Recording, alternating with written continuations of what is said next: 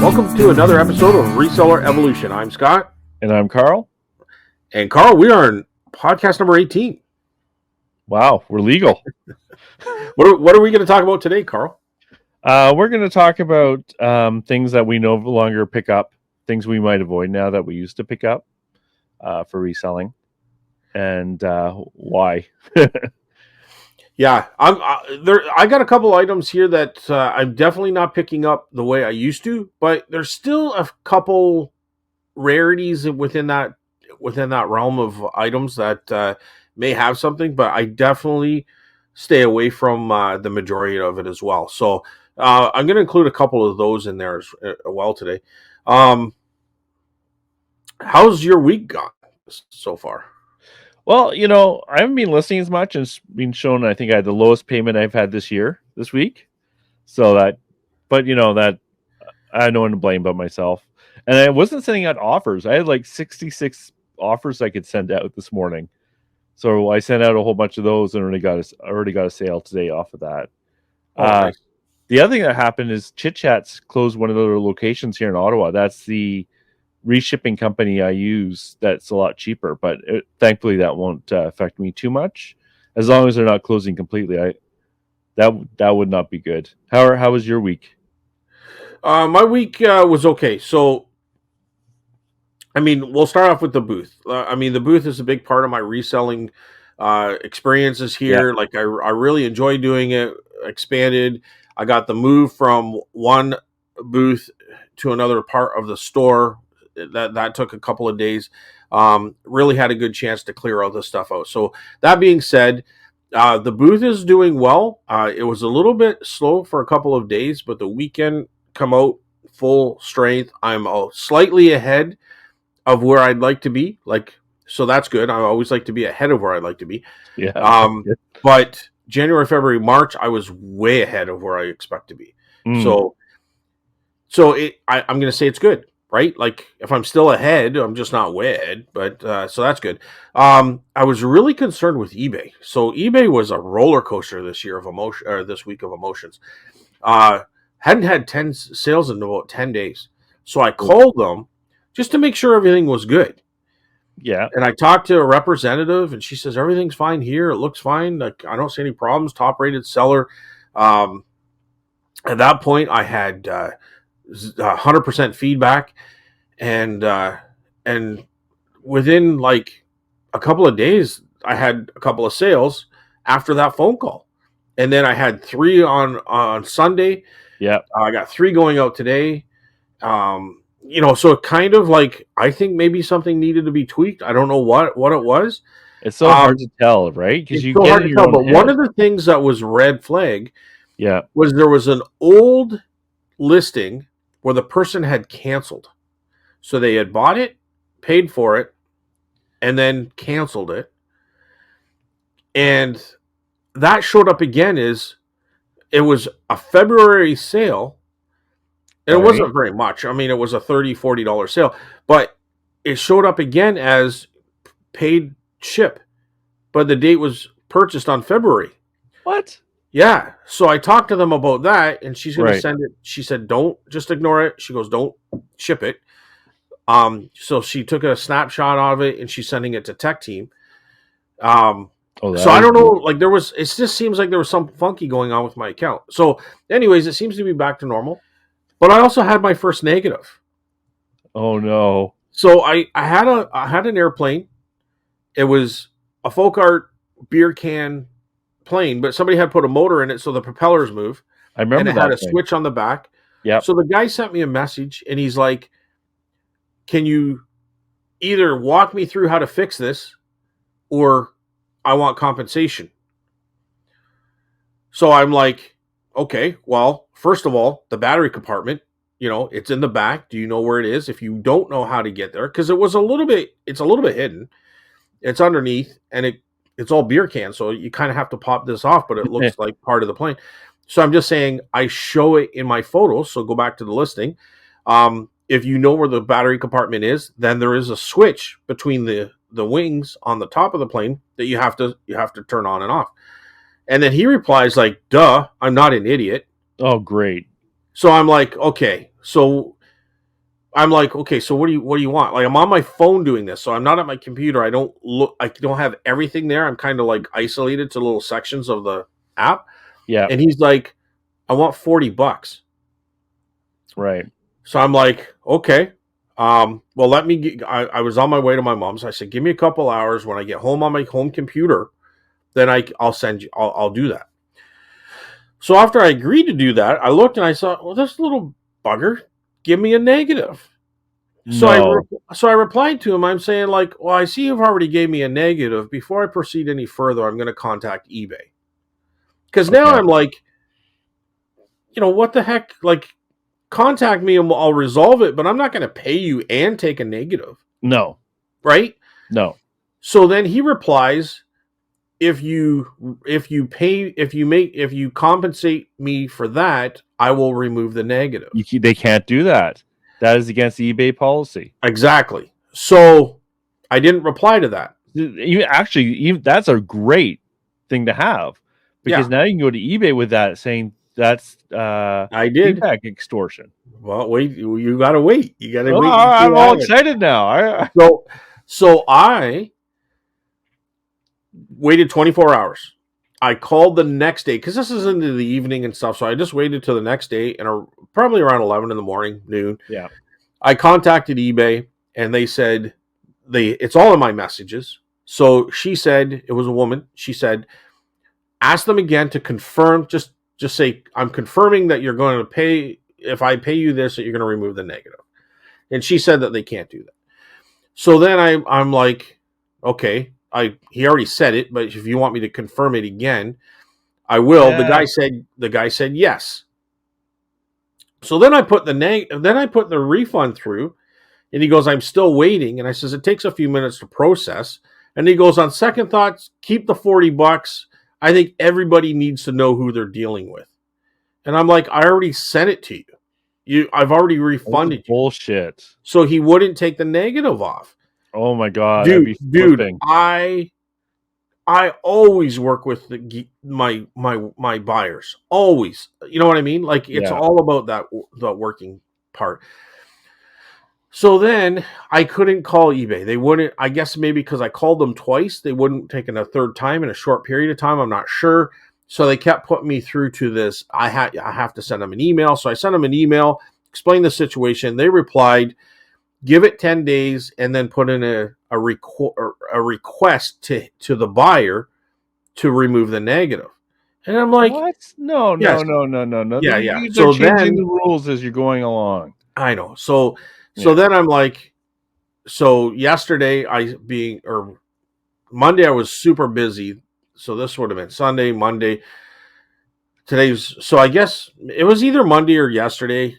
Kind of a blur right now. So it was probably Monday actually. But I put in a report the buyer. Yeah. And so I reported the buyer and explained the situation and put that, and then eBay's it's just kind of a generic message, but they'll look at maybe reimbursing both of us or reimbursing me or whatever, because I had to put that the item, the buyer claimed that it wasn't as described, but I'm saying it was. So I'm like, I don't even care about the money. I don't care about the refund. All I want is that negative removed because it's improper. You know what I mean? Well, so the guy screwing you over too, he did that on purpose. 100% he did, Oh, because I totally know that remove thing it. worked. It worked like you get the refund? Oh, I changed my mind. Like, Yeah. no. That Yeah. guy's going.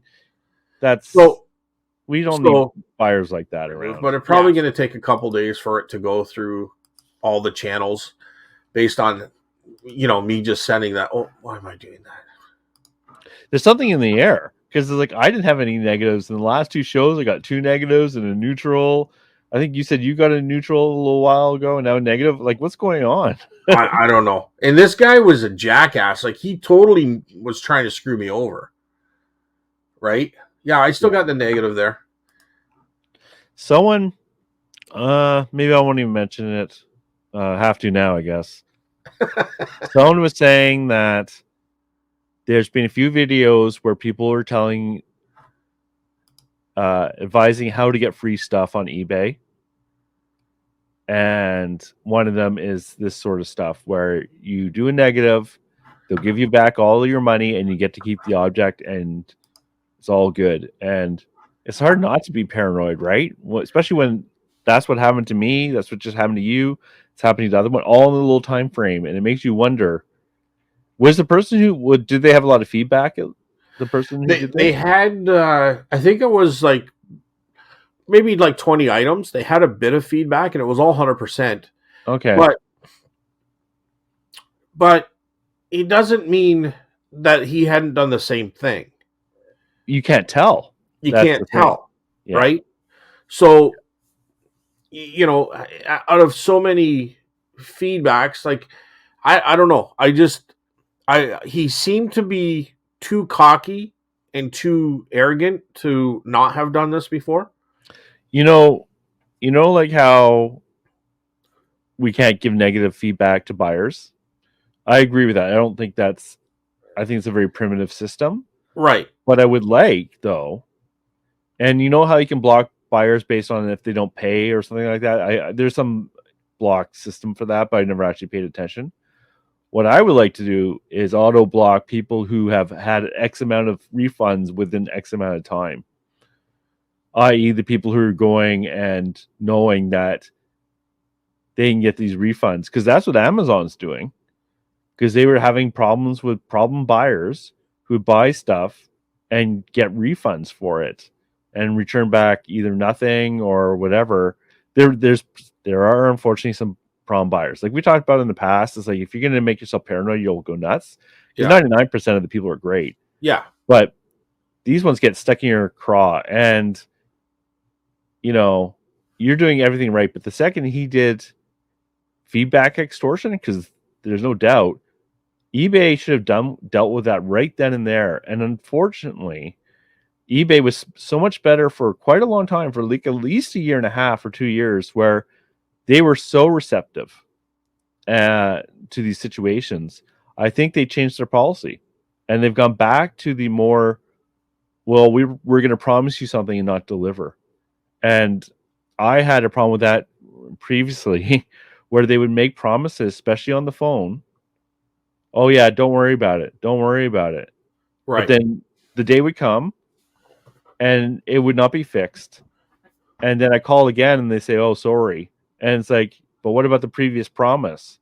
And that's why I just go to, if I can, I go to chat transcripts, because then I have them in black and white now. Because I don't trust them when they say stuff on voice, because I've unfortunately a couple times I've had this experience where they promise something and it's almost more aggravating dealing with the same issue multiple times with promises of it, don't worry about it, and then you have to worry about it. And what I'm worried about is that eBay has gone back to that system where, Yeah. Well, they say the conversations being recorded. yeah, So but you don't get a copy of that recording, do you? no. But at the same time, like I mean they do, right? They should be able to access it pretty quickly and Yeah. stuff. I It think go with ahead. a lot of call centers, they get judged on conclusion of the telephone of the Right. issue Right. and how fast.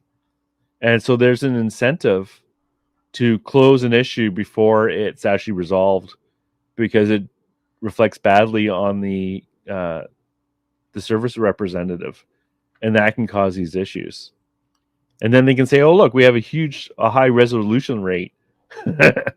So I'm hoping I'm wrong, but I hope this gets fixed out, because this is like, I don't know if, I hope that eBay is aware, but this is why a lot of resellers, or not a lot, but quite a few resellers I meet out in the wild, refuse to sell on eBay, because they got screwed over that $20 or $30 item, Yeah. and now they're losing out on thousands of dollars of revenue because of this. But Yeah, I mean it put me in a bad mood for about 3 or 4 days. Like oh, I I was believe like it. really kind of like, you know, I was kind of ticked off. I'm like, this guy just tried to scam me and basically got away with it, and eBay's not sticking up. I think it will be resolved. I'm just gonna Yeah, have to push it a little harder. Like I'm not gonna walk away from it. no, But I know the extortion part of it is not allowed. I've heard that before from other shows, or yourself maybe even said that. But yeah, it's a big no. Like, to me, it's black and white. That Yeah, and it's all in the messages. They can read that, and she yeah, even said, "I can see that in the messages that he said that." And she yeah, was yeah. What like, annoys me is when she said, "Oh well, just wait another 10 days and deal with this again." It's like, why? Deal with it now. Like, "No, don't. she, in all fairness, she did not say that. Oh, okay. She was giving me guidance. What I did is, because they wouldn't allow me, like, I already had 2 phone calls within a short, like, day or 2 or the same day. They wouldn't let me talk to anybody because I asked for a rep again. So now I had to email them. Yeah. And in the email, they said to give it 10 days and then do the revise, like, ask for I'm not asking the person to revise anything. I'm not asking that person for anything anymore. Like, No, I would not I've, communicate with them I've anymore. blocked them from my buying, Yeah. which maybe that's preventing them from being able to change the negative, but I doubt it. You should be able to take it. No. Yeah. But, I don't know. like, so it doesn't matter. I'm going to contact eBay again today, and Yep. hopefully they're going to accept my call, and I'll get it revised. I'll get it figured out. But I'm pretty confident they'll side with me when they just read what's going on. But yeah, this guy's just an idiot. So, Yeah. but I in one hand, out of revenge, I want to be able to put a negative on his account. But on the second hand, I'm glad we can't put negative on buyers' accounts. And it's going to sound kind of weird, but it could be a tit for tat type thing. And it's going to, Yeah. we need the buyers there. And we don't really know how they're seeing it all the time. Like, I know this case, but say, for instance, the guy with the dial on that phone, I know that was my problem. And I got a neutral, but that could have easily and should have probably been a negative, right? So do I get all mad and saying, like, this guy could have, like, it just gets into a, like, I'm okay with it because I understand it, but there's probably other resellers out there that would be upset because they got that negative. Yes. You know, I know I deserve the neutral at the very least, but you know what I'm saying? So I think I know some people got really upset when we couldn't give negatives anymore. Honestly, I know quite a few resellers, and some of us are a little eccentric. yes. And would I want that person judging me on my buyer account? It's like, hell no. But the other thing too is, like, the damage that causes. Like, if you're going to go to imagine there's 2 stores selling the same stuff. One store you go into, you just buy your thing and leave. The second store you go into, the cashier can give you a review based on how they feel that you are as a customer. Which store are you going to go into? Yeah. Are you going to the one where they can judge you, and you never know who's behind that cash, or the one that they can't? You're going to pick the one they can't. Yeah. It's like, I understand the original purpose of the feedback system was there's a lot of trust back in the day. Yeah. But that's, it's been 25 years or 20 years since that, and it's an archaic system. I think the good thing though about feedback is it does keep a lot of sellers in line. Yes. And once in a while, unfortunately, you get whacked for something you feel that might have been your fault but is forgivable, or unfairly whacked. But I think the benefits to us as sellers of let's be honest, eBay is herding cats when it comes to sellers. Right. I think it's worth it. One of the reasons Amazon was so good is that the sellers were a little scared of Amazon in a bad way, but also in a good way, that most Amazon sellers dealt with issues when they came up because they were scared of just losing that thing. So it's not fair. The answer is it's not fair, but I think the benefits outweigh the unfairness. And I get upset too. Believe me, I got upset with the last 2 I've been talking about. And people are probably going to hate me for saying this, but I think at the end of the day, eBay wants everybody happy, right? They want their money. They're in a tough position and they have to figure out it. But at least we have report a buyer. You know what I mean? So eBay can kind of be the judge. So I'm okay with that. Yeah. Like, I know people are going to say, "Oh, eBay doesn't know what they're doing, or they're poorly judging," and I'm going to be critical if I don't get what I want on this one either. But honestly, it's my first negative. You know what I mean? I know. You know what I mean? So personal. That's the problem. It's so personal. Yeah. So if I take the my personal view, like if I take my emotion out of it and look at it just as a business point of view, eBay's Yeah. right. You know what I Yeah. mean? eBay's Yeah. right. Let's face it. But do I not want to reach through the computer and grab the Yeah. guy by the throat, and maybe give him a little punch in the nose? 100% I do. All the Right? evil. It is. It's hard not to take it personal, and it for the amount of money that we make, it's worth it to deal with this BS. And if people want to quit eBay after an instant or two, well, that's good because there's less competition for me. Right. Right. But yes, Well, I also spend a lot of time ranting about those unfair ones. Like, but what are you gonna do? yeah. I mean, financially, it's not hurting me. It's more Yeah.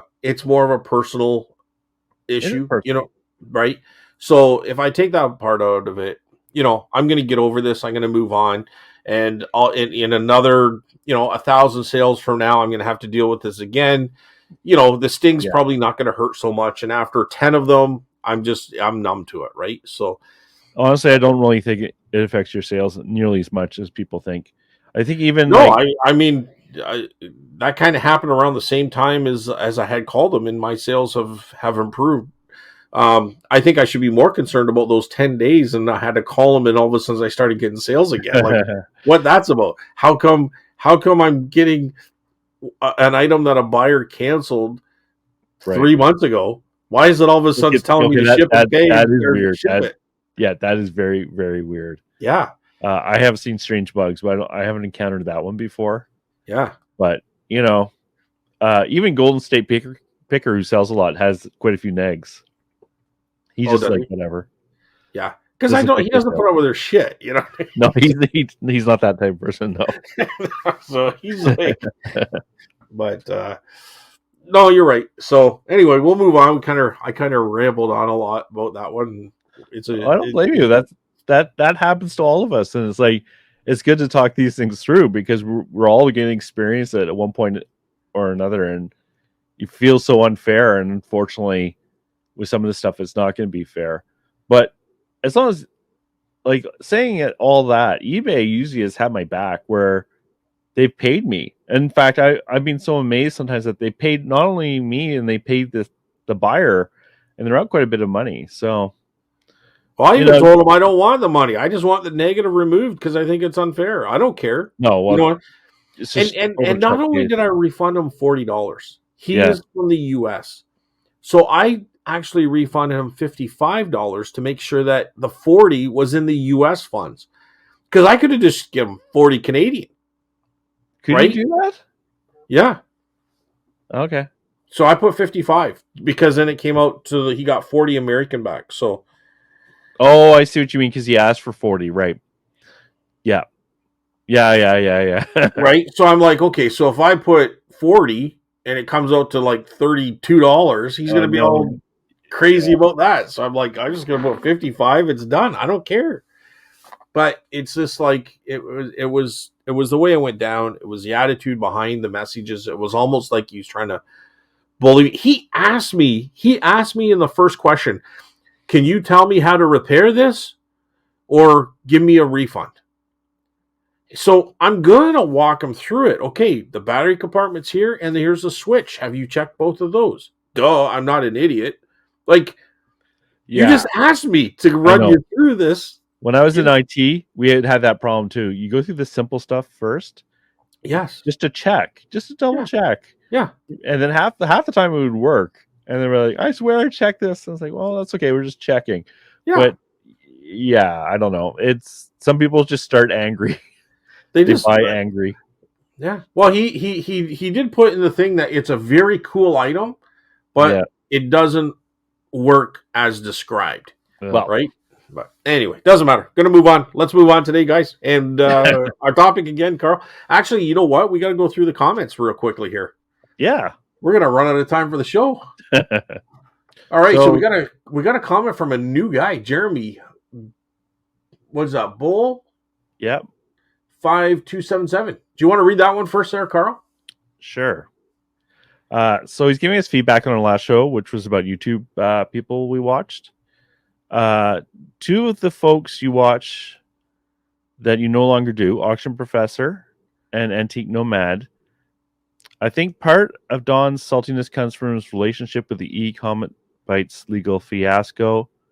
Everything from then on for him tends to get what's the opposite of rose-colored glasses. Yeah. Yes. Like I said, I like Don's old videos. He seems like a nice enough guy, but yeah, that makes sense. And I think he was having some problems with YouTubers too. I think he got, Oh yeah, I'm sure. I think he got a bunch of negative, attitude because he was being harassed a little bit, and his wife was, and stuff like that too. So the worst thing you do is give those guys attention and start fighting with them, because then that's when they attack. You know what I mean? Feed the troll. Don't feed the troll. Yeah. Yeah. So just ignore them. But go ahead. Sorry. Yeah, George is a vintage genius. The guy literally wrote the book on treasure craft ceramics. However, vintage knowledge and estate sales knowledge does not equate to online selling knowledge. That would be fine, but he refuses to correct himself when anyone points that out. That's what rubbed me the wrong way with him. Yeah, I'm sure that's true. Like he does mostly antique shows, his booth, estate sales. He does a little bit of online selling. I think he might do Whatnot. I'm not quite sure. I think he might do that. So, but I don't know. George comes across as a good person to me, and I get good vibes off of him. And I was just watching him just the other day, and it's like, yeah, I do get knowledge off of him. And if you ask questions in his chat, he's pretty good at answering them too. Yeah, and I can relate to this too, because I started in the antique booth before I went online, and a lot of the people I had learned from and know run antique booths, and they have for many, many years. And they're very knowledgeable in the antiques, and they would agree with this and say the same thing. In fact, I would take it to one degree higher and say that a lot of times they conflict in that. You got people who just do antique booths, and you got people who just do online. Yeah. And when they start crossing each other, for instance, the people in the antique booth, they know how to run an antique booth. They know how the market works. They know how it's good to give discounts. You want people to come back. You don't want crazy high prices. And then some things are ridiculously high priced because they're so rare, and they understand all this kind of stuff. And then you'll get somebody that just comes into the antique booth for the first time, and they are strictly online. That's where they're coming from as far as reselling. And their prices are ridiculous. And they wonder, how come I don't got sales? They have 5 items in the booth. It looks immaculate. It looks like you walked into someone's furniture or someone's apartment or house or living room. And it's like, you've got 5 items here. You know what I mean? You got to fill that booth up. You got to pack it and make every inch of it worth it, right? You still got to have it look appealing. Don't get me wrong. But you want to maximize your space. So they've got 5 pieces of art, which is kind of hard to sell. So, you always have a couple of pieces of art, but you don't want to have just art. You know what I mean? And they'll have Blue Mountain Pottery for $100. Blue Mountain Pottery. Yes. 100. I guarantee you. You're going to bring that up every show from now on. Pretty sure they have Keep going, 2 Blue Mountain Pottery dogs, and they're $100 each. Yeah. Right? And I'm like, people get stuck in their ways. And if that sells, yeah. First of all, you've got probably 30 items in your booth. You got a dresser. The dresser's got 3 or 4 things on it. You have a very small booth to begin with. And you got pictures taking up a lot of wall space. You really don't have any shelves, maybe a little tiny shelf to the left, and it's filled up with sparsely filled. Your stuff is super high. Like, I don't even ask that kind of price on eBay, but they're on Etsy, so they ask higher prices. But I'm just saying, like, a couple are really good, but everything is way high priced. You know what I mean? So it doesn't mix, and I'm I'm trying to stay on point here with this guy's point, but it's like you can't online, and your knowledge and antiques and booths, like everything is a little bit different. So if you're not willing, and he says he refuses to correct himself when anyone points that out, if you're not willing to kind of listen and kind of pivot a little bit in certain areas, you know what I mean? I think you either lose an audience, you lose customers. I think you have to kind of listen a little bit, you know? People also get comfortable in what they know, and they don't want to change, and that's fine too. Like, I've seen that in booths too, you know? and I look at the prices in their booths, and it's like I could buy this cheaper online with shipping than what they're asking in their booths, because Star Wars is hot. Therefore, all Star Wars stuff is going to be highly valuable. Right. That's No, sort of, and I think that's going to lead into today's topic is some of the things that we used to pick, but we don't pick now, right? Or we try to stay away from. Yep. So that's perfect. But I used to watch George a lot. I explained how I don't watch him anymore, but mainly it's because he picks differently than I pick. He's going out to those places where I'm already in, and even though you do find the odd treasure here, there's never that price point where I can make money or it's worth it. Very rarely that is the case. So I kind of veered away from him. That's fine. But Like I was in the show the other day. I would never dispute his knowledge because I think he's a very knowledgeable guy, and he's got that quirky ambiance, I guess, or personality that really is like you like watching him just because he's quirky a little bit. You know what I mean? He's got that presence online. I think that's great. And like I said, if you go in his chats, ask him questions about the stuff he's showing, he answers. He types super fast too. So, should we go to Randy's comment? Well, I just want. He said, "Fantastic shows as always, guys," and we appreciate that comment too. Yes, sorry about that. Gotta get that one in. Yeah, that's important. Well, and there's a little one here too. I don't know why Harry put it on this one, but because it was kind of a response to the other. Okay, so we got another one here from Harry. He says, "Thank you, fellas. I'm honored." So he appreciates a little comment on him, but always fun to see Harry's show. This is Nova Scotia. This is Randy from Nova Scotia, Celt 5218. You didn't see my comment. I am mortally wounded. No problem. LOL. I would like to add Knife Doctor to the list of YouTube videos. I'll have to check that out.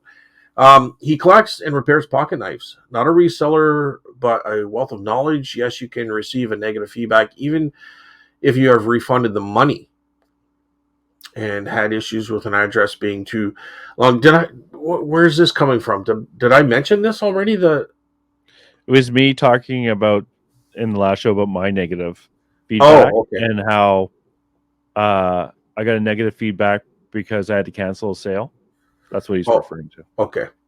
I had an issue with the address being too long, and since it was in Spanish and no clue how to edit it, refunded totally and even contacted the buyer. I might have even contacted eBay before I did that myself, Carl. What about you? Depends on my mood of the day. Yeah. If I'm going to cancel something like that, I say something wrong with the address. Buyer's address, and I don't think they could give you a negative for that. But 60 days is a long time to get a negative. I thought it was 30. So 60 days to get a negative, nothing received. Contact eBay and hope they will remove.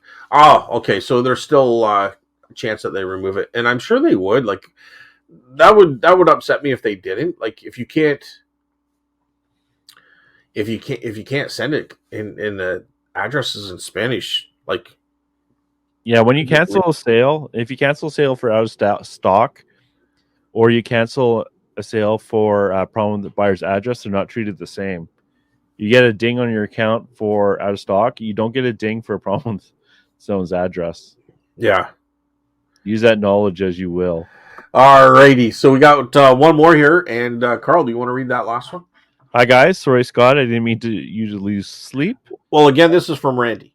From Randy. I know a lady who has set up shop about 40 minutes away and is doing very well. She's buying, selling, and taking on consignments. Just less than clothing there for her to sell for me, mostly sports-related ball caps, which used to sell, but shipping costs is a killer. And women's motorcycle jackets. I have lots of glass and ceramics that will likely go her way. That kind of relates to the sourcing issue you were discussing. Since I lost a physical location a few years ago, I've narrowed my range of items to source. Now the range can be widened. Yeah, okay, so he was talking about here. He was talking about he has something in the regarding reselling that was very positive. He was looking forward to, and we were trying to guess what it was. Right. So that's why he's saying, "Sorry, you didn't mean for you to lose sleep." But we were like, "Is he opening a new store, like a brick and mortar? Like what's going on here? What's he trying to do?" So. He's just responding to that comment we had and letting us know what it was. And he's got more, Carl. I was gonna say if you can make that profitable, then that's great. It's like when I do consignment, I usually found it wasn't really worth anyone's time. Uh, YouTube suggestions: Lonnie and Candace on Shed Flips.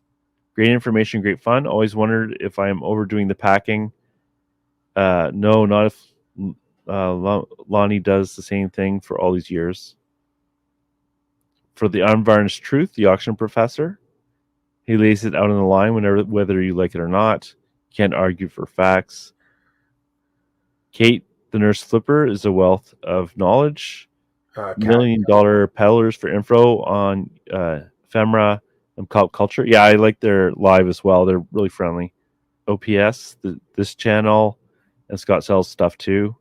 I have a watch list of close to 20 YouTube channels. Thanks for another informative and entertaining show, Randy. Yeah, I also checked. Someone mentioned another channel. I checked them out, and they were pretty good. Grams and Pops Vintage. I just watched one of their shows, but I subbed, so I'll keep watching.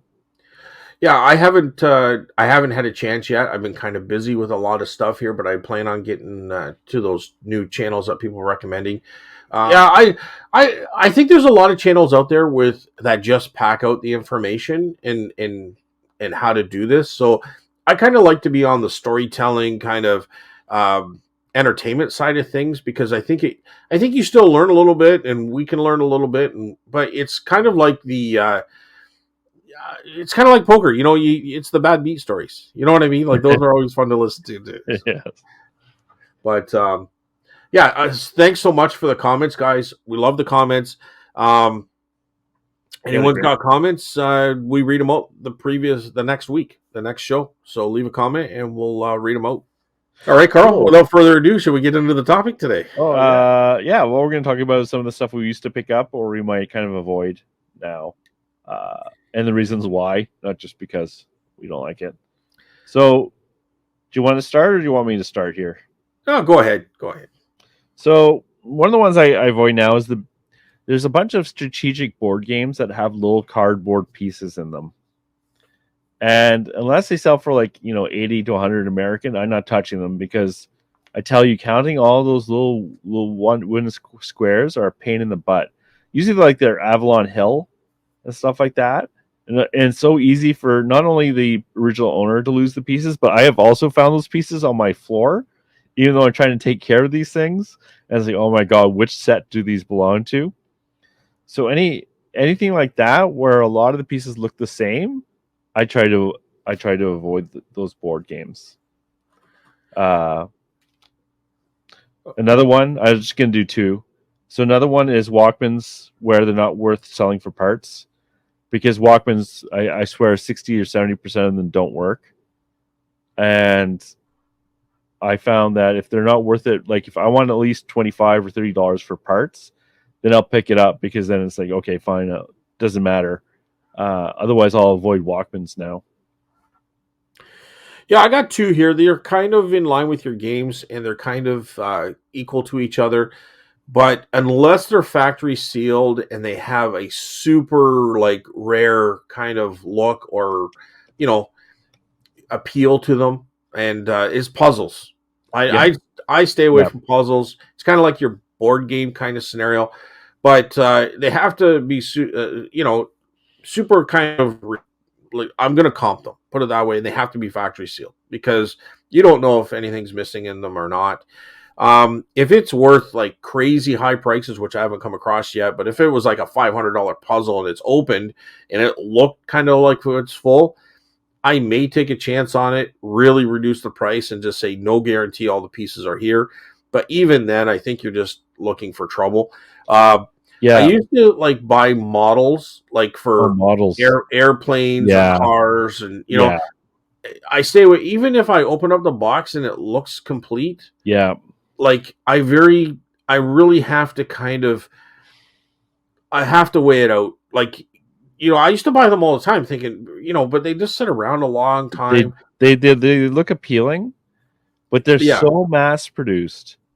Pieces are missing. Half the time you open them, they're half complete. Yeah. There isn't that much of a demand for most of them. There are some exceptions, right? There are exceptions. But if it's sealed, I'll look it up. And even when they're sealed, maybe 3/4 of the time, they're still not worth picking up. But when you're at a yard sale and it says $1, I know. it looks like, oh man, how can I pass this up? That's so good. And I had to say, I have made money off of. I remember I got this big, I think it was Titanic. I can't remember what, a huge boat one, and I sold the pieces bit by bit, and I made money. Okay. But and it was worth it. But I still wouldn't do it now. It's just not worth the. It's too much work. Yeah, and you get stuck with stuff, right? I think for puzzles, I have sold one. Or there are some valuable ones like Ravensburger, the old ones, and I sold a huge one which had like the rule of puzzles is the more pieces there are, the higher the value. Okay. And so I think this was a 5,000 piece puzzle, and I sold that for $150 that puzzle. And I said, I can guarantee this missing parts. I have no idea how many. I have not done this puzzle, and I still sold it for 150. Okay. But that was a strong asterisk of an exception for me for puzzles. Yeah. Because, like you said, the chance, it's just not, and it's the same thing with the models. It's not worth it. But Ravensburger with 3,000, 4,000, 5,000 pieces, I'll definitely comp them. Yeah. Even used. But that is a rare occurrence to come across that. And in fact, I often just not even look at the puzzle section. Like I grabbed a couple puzzles that were open, and they were like fantasy related, like with like pixies or gnomes or like creatures on them. They kind of look, and I did okay with them, but I ended up putting them in the booth instead at a much lower than what they are comping for, just because I didn't want the hassle on eBay. So I might have paid $1 or $2 for them and sold them for $30 but maybe they were going for 125 online. You know what I mean? But I just didn't want the hassle, or I mean, honestly, it's probably going to take more than 30 days before they get to it and put it actually together. So you could be safe that way. But, it's just, you just don't want that issue, right? No, it's not worth. It's just like, yes, there's some good ones out there. Is it worth your time to look at every single one, finding that one? Probably not. But like, I just have basic rules to look up. So another one is, I like selling remote controls, but if they're really dirty now, I leave them because sometimes they're so scummy, and you can clean them, and it's just not worth the time to clean all the little, who knows how many Cheeto dust fingerprints in some of the crevices of those remotes. Also, there's an issue where some of them, the plastic deteriorates on them, and it gets sticky, and it takes quite a bit of effort to remove that stickiness. Now, that being said, I will do it if it sells for like $30 or $40. I just do it.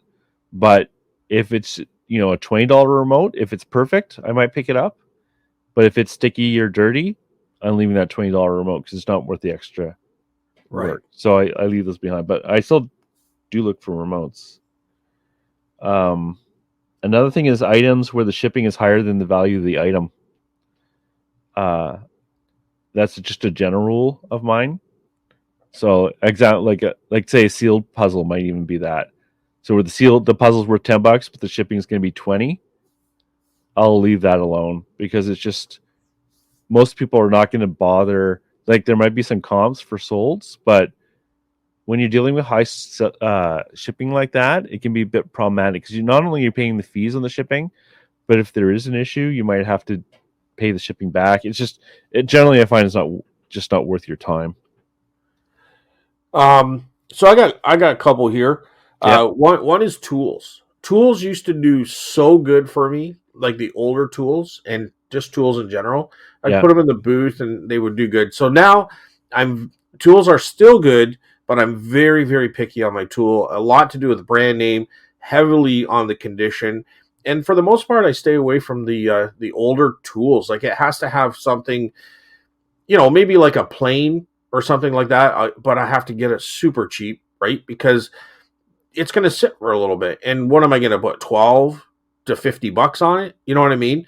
Yeah. And so I know people are going to say, oh, tools do great and all this, but I honestly have found that the older tools have really nosedive as far as, being able to sell them and how long they take to sell.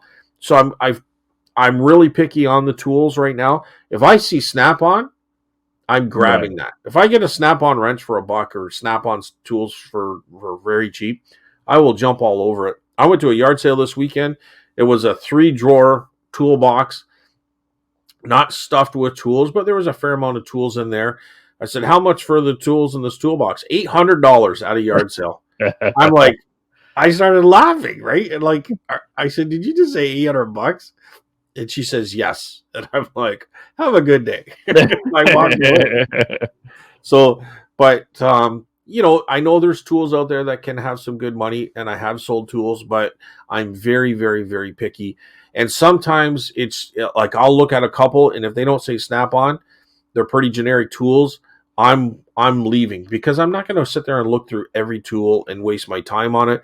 If I see a good socket set or a good clean set of maybe like Mastercraft or something like that, I might be interested in it if it's cheap. But for the most part, I guess the second one to follow up with that, anything that has a project behind it, like Yeah, don't buy you know what I project. mean.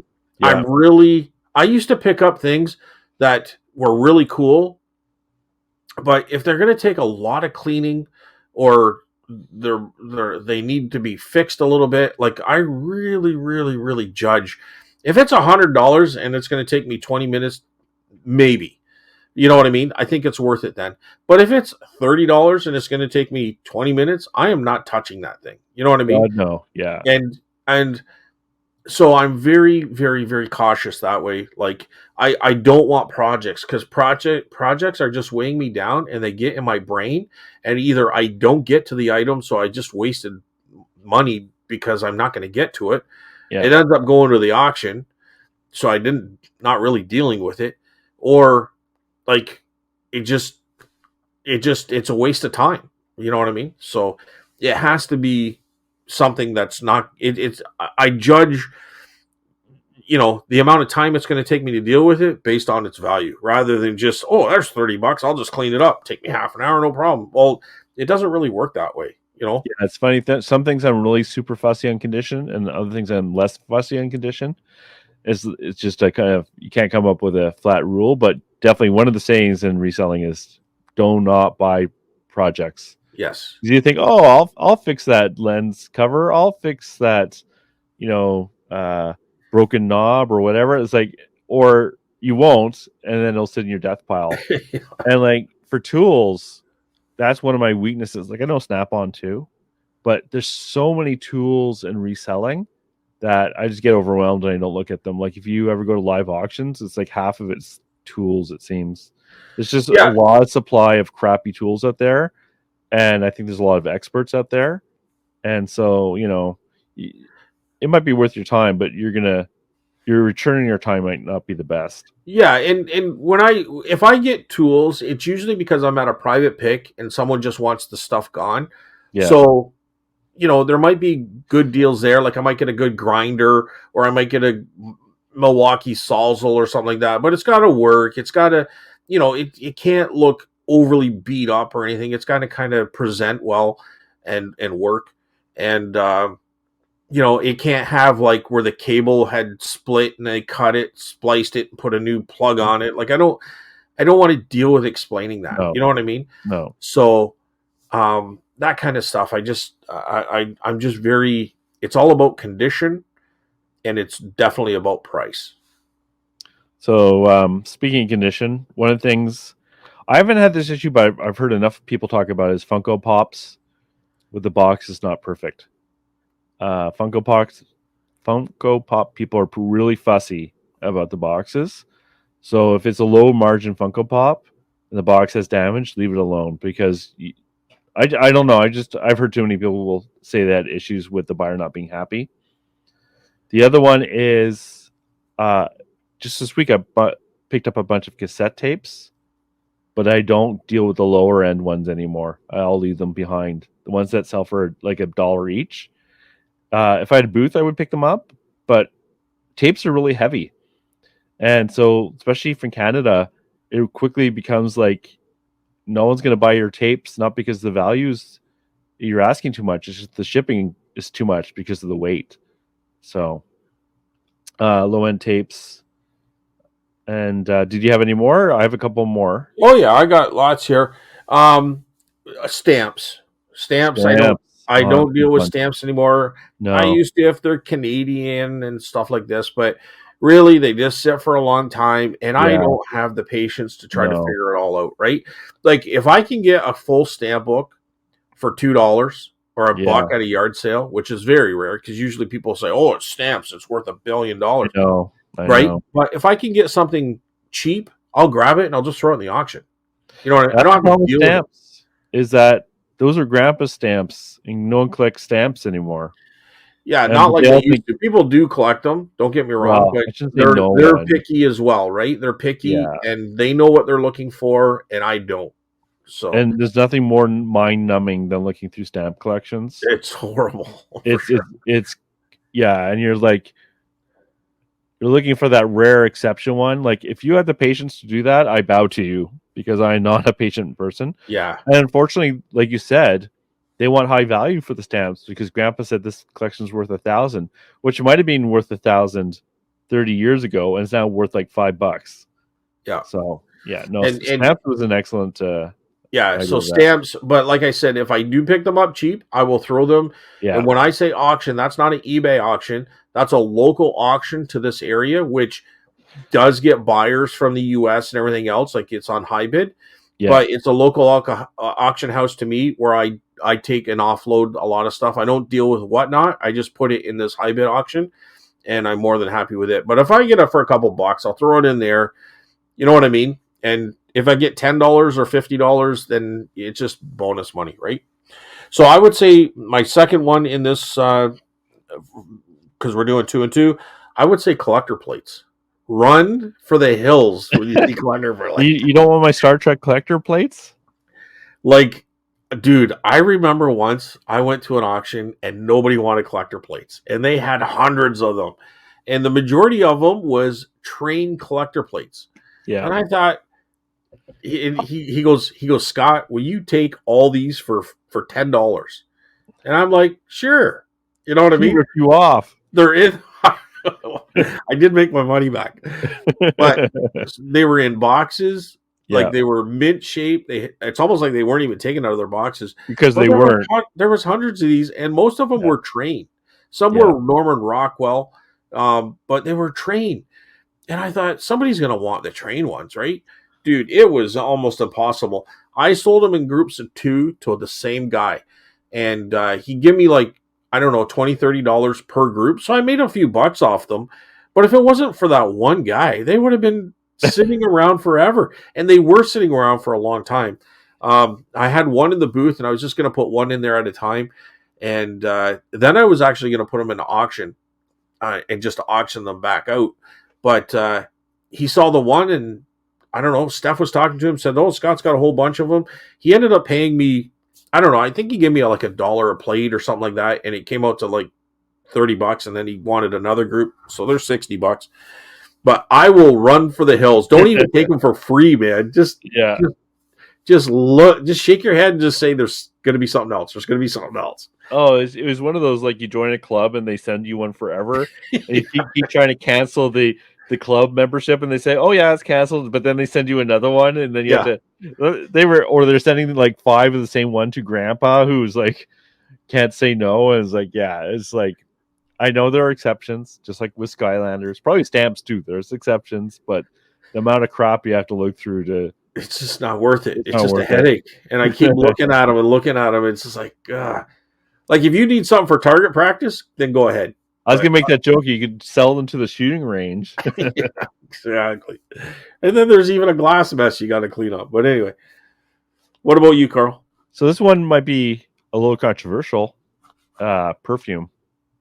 Oh, Now the problem with perfume is you'll look online, you'll see these little. I have one behind me that sells like for $80 to $100 online. I will pick up perfume if they're sealed, and I can only ship that to the United States, and I can only ship it ground to the United States. So perfume I generally even used, I won't really look at because the shipping companies get really fussy with that stuff, and I just don't want to screw with it. Now, I'd say it's controversial because the people who are willing to put the time and money into this can do really well with perfume, but you have to accept the intricacies of dealing with it. For me, like I said, if it's sealed, yeah, and that might be one I might change my mind on in the future. But honestly, I just don't want to deal with that stuff.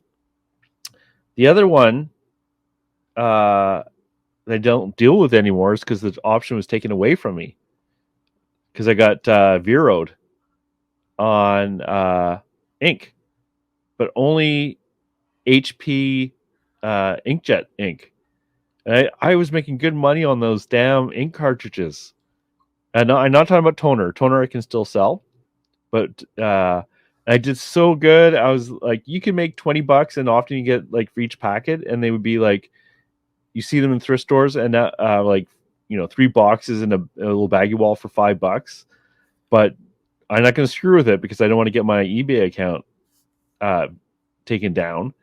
And it's hard because you look online and see all these people, just like I was at one point, making money off of ink, and don't fall into the temptation. The other one is in the same category as Whirlpool fridge. I think it's filters or some type of liquid. I don't even not sure what it is, but it's the same thing. I got Veer for that, and I can't sell it. And those sell for like $60-$70. Yeah, But I just won't touch it.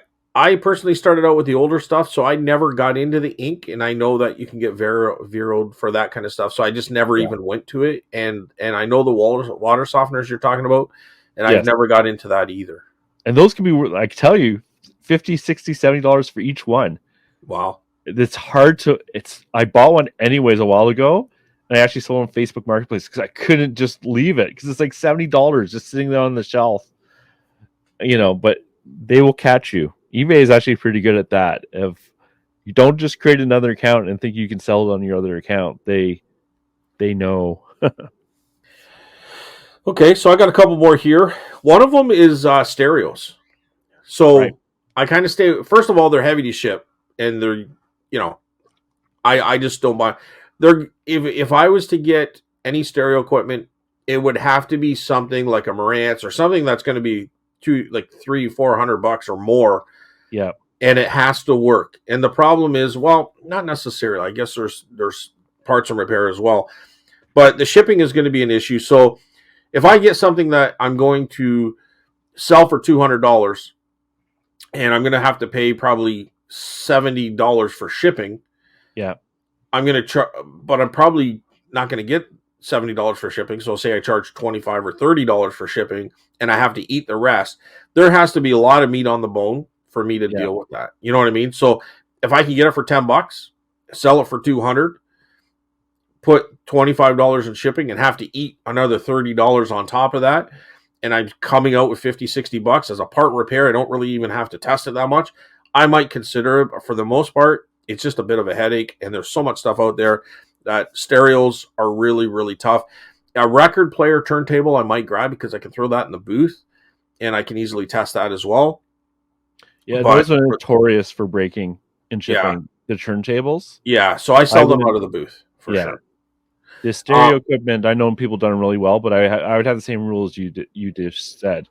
It needs to sell for $200 or more. Yeah, but if it's selling for like 50 to 100, no, because it's just like actually that's what happened. My DVD player got that negative thing on.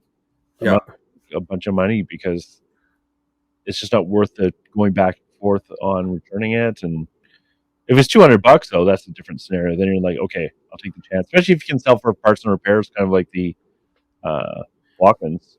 And just kind of radios in general. Like there's good ones out there. Don't get me wrong. There's one I'm going to pick up all the time.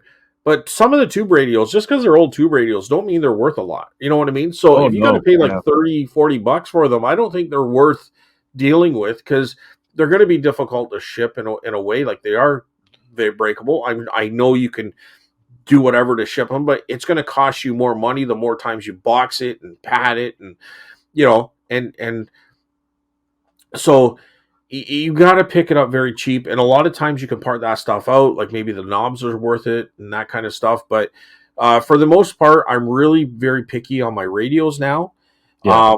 and video games. Anything that's PS3 and newer, I don't touch.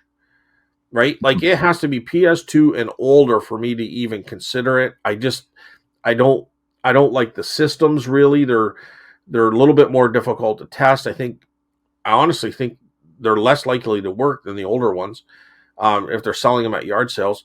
And the games don't have the same values. You know what I mean? So Yeah, it's another one of those categories where like most stuff is worth like $2, and then there's like the shiners. yeah, That and I don't want to bulk them all up. I mean, PS2 and older, first generation PS PlayStations. I mean, some of the Wii's I'll pick up for the right price. GameCube, I'll pick the GameCube games up, no problem. GameCube, but the older stuff is fine. yeah, Sega, that kind of stuff. But when you get into the newer stuff, and it people will say, "Oh, PS3 is not new," but to me, anything there and newer, I'm not touching. It's not my jam. You know what I mean? I think Anything else, Carl? I think maybe art is very Oh, difficult. whoa, whoa, whoa, whoa, whoa, whoa, yee, woo, woo.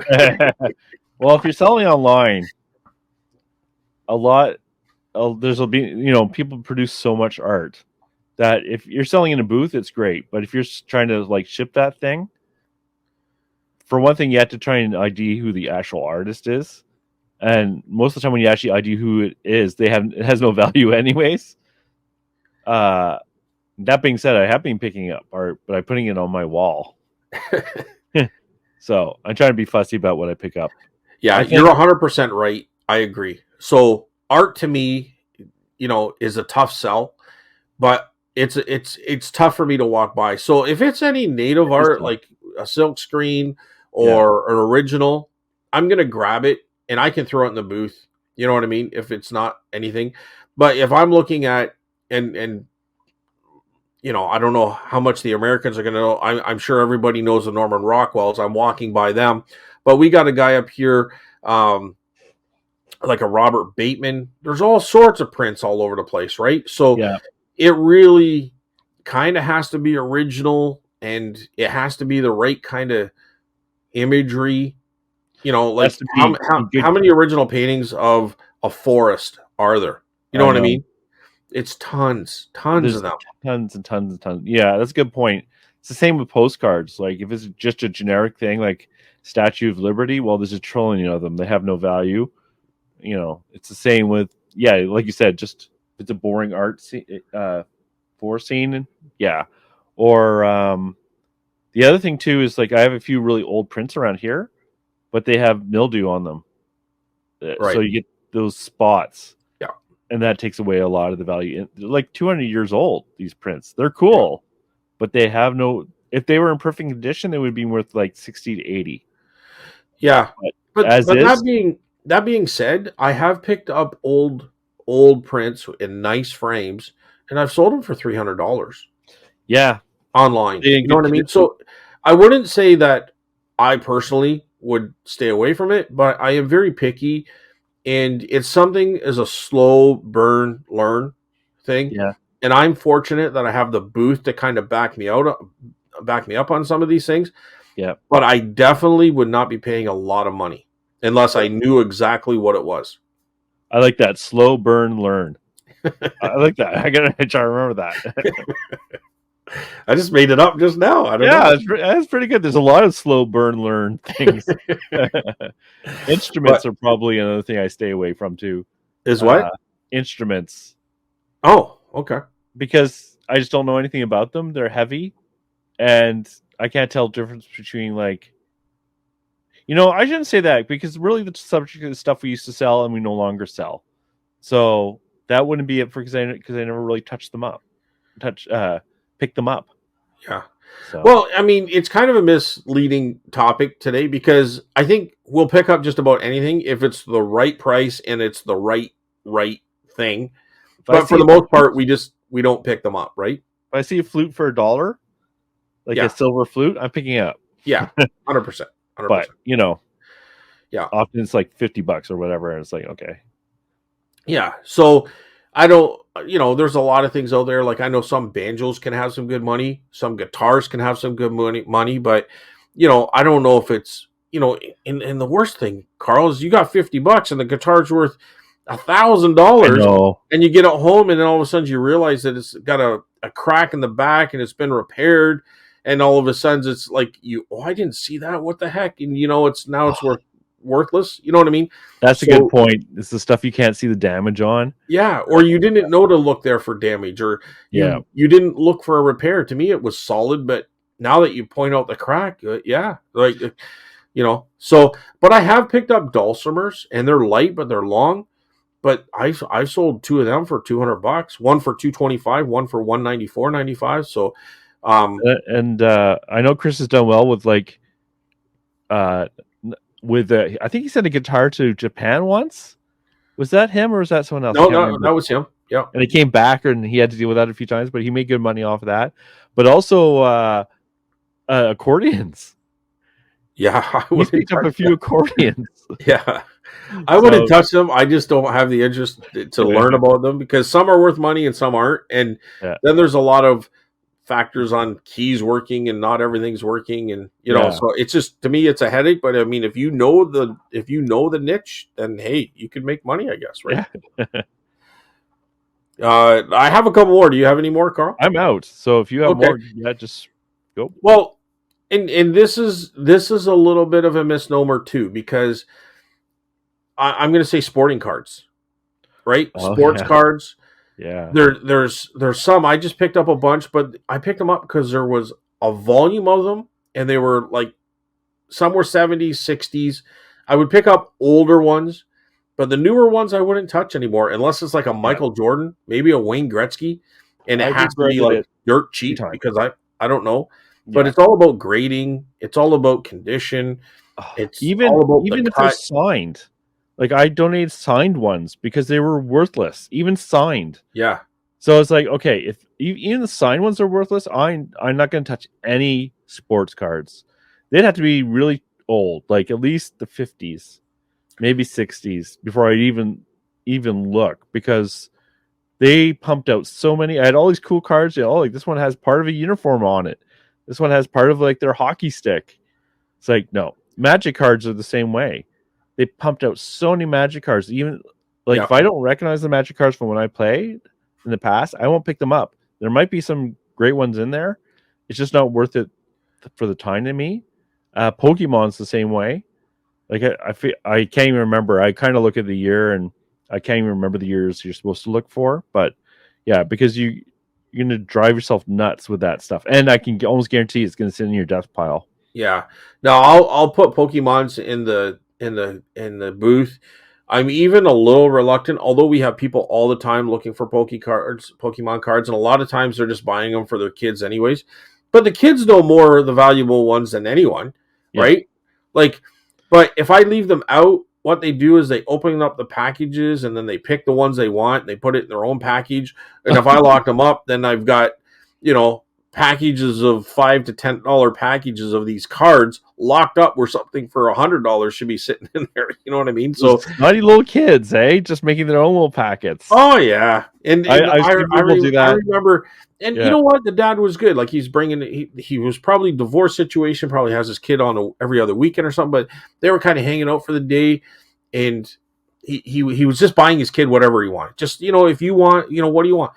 And there was Pokemon cards, and I had to unlock them. I just happened to be working that day or in the booth for whatever reason. I was there, and so the kid's looking through them, and he goes, "Oh, this is a really good one." He goes, "Oh, that's not very good," and I like this package better. And going through them, and the dad says, like they're only $10 a pack, and you get like probably 25, 30 cards in a pack. And the dad says, "Well, we'll just take them all." I don't know. There were 2 or 3 packs, and so I made them a deal and a bundle deal, and they were happy and everything. But it's just, I had to unlock it. You know what I mean? Like, Yeah. they're only $10 pack of cards. Like, but if I don't, and then sometimes they'll open up the cards and they won't even put them back. They'll just pick the ones they want, make their own little package, and everything else is left all. They just leave it there like a mess. You know what I mean? That was my friend Christian, who runs the store here. He was complaining about my booth because I had these Bakugan toys. Yeah. And he said this one kid just annoyed him for hours, like looking through these toys. And they're only like, I'm only asking $1 or $2, but I had to lock up the cabinet. So he had to unlock the cabinet, stand around while this kid is like trying to decide between dollar toys. It drove him absolutely nuts. And so I took great pleasure in causing some pain to Christian. But apart from that, it wasn't probably the best financial decision. But if I see cards from the 90s, like, I'm going to grab those. Yeah, that's probably the dates that I should be looking for. But yeah, honestly, when I know you don't do thrift stores as much, but at thrift stores you see them all the time, especially Magic cards. Yeah, Magic cards are crazy. Yeah, like there's just so much. Yeah, and I think I'll just round it down here because like this one's kind of I shouldn't even use this for last because it's going to be a disappointment. But I'm very cautious with plush. I used to buy kind of like you'll see like Bert and Ernie or some Mickey Mouse, and you think, oh, this is old. This is a nice old. You don't get much for them. There's a few that you do, but I got to be very careful because just because it looks vintage, it looks old, doesn't mean it's worth really anything. You know what I mean? Yeah, I picked up a Build-A-Bear Pokemon. I thought, oh, this is gonna be good. Yeah, it was worth, and with tags, brand new. Yeah, it was worth nothing. Yeah. So I will kind of like scan the plush. I kind of look like Super Mario's Brothers and stuff like that. But even then, I only do it if I happen to think about it when I'm walking by. But there are some guys who do really good on plush. But yeah, no, honestly, I don't really touch that. Like I know if it's a Rushkin or Rushkin, like the human face on an animal, like the rubber face. Oh yeah, like that kind of old stuff. Ones. Yeah, or the Steiff from Germany. The old. Oh yeah, you see Steiff. Yeah, So there's a few that I will pick up and stuff, but it's just not worth my time to be at a yard sale, dig through 2 totes of plushes, trying to figure it out. Who knows what stained on everybody's picking up all the good stuff at the other yard sales. Exactly, that's a good point. Yeah, right. If it looks like there's a bunch of old stuff, I might quickly rummage through it. But usually, I don't even look at them anymore. Yeah, no, I generally don't. They take them. It in Canada, especially if you're shipping that within Canada, you start dealing with volume issues for the size of the item being more important than the weight. It feels like there's an opportunity lost there, but honestly, for all, like you said, it's opportunity cost of not looking at other stuff. I'd rather spend my time doing other stuff. Right. If I was going to do something, it would be like maybe looking at jackets or something, right? Like the high end clothing. I won't touch low end, but high end clothing. If I was going to spend more money on a category I'm not doing. Well, okay. Here's topic for next week, Carl. Sweet, perfect timing. Like you said it. You just it just rang in my head as you spoke. Things that we pick up now that we didn't and we wish we did in the past. Or maybe things that we should be looking at and we're not for whatever, and why we're not. Okay. So we'll do both. Yeah, we'll do both. All right. Awesome. So that was quick. Yeah. As we're doing the show, I have in my head, like, what are we going to talk about next week? And there you go. Yeah. You said it. I just kind of explained why you like, oh, well, but yeah, you made me think of that. So that's good. Yeah. So that's what we'll do next week. Things that we pick up now that we wish we had in the past. And what was the other part of it that you said? Things that we think we should be picking up and which we're not touching, and why. What's our excuse for not touching it? So okay. All right, Carl. Looks like we reached the end of another show. A nice short show. It's not really that short. it definitely hit the hour mark. So it seems short compared to the last 2 that we did, that's for sure. Right? Yeah. Okay, so well, that was another show. Hope everybody's happy. Leave a comment, and we'll read them out next week.